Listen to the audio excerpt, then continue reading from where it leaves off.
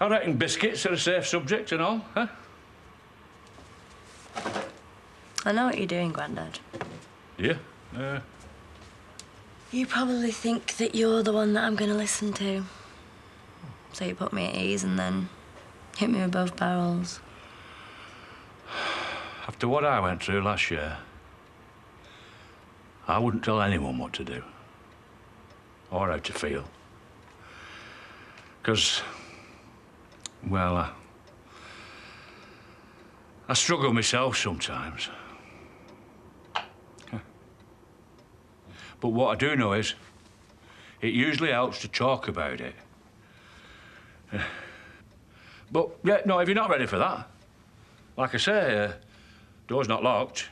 I'll make this tea, and then I'll leave you to think about it. And if you're still here in the morning, well, maybe we can try again then, eh?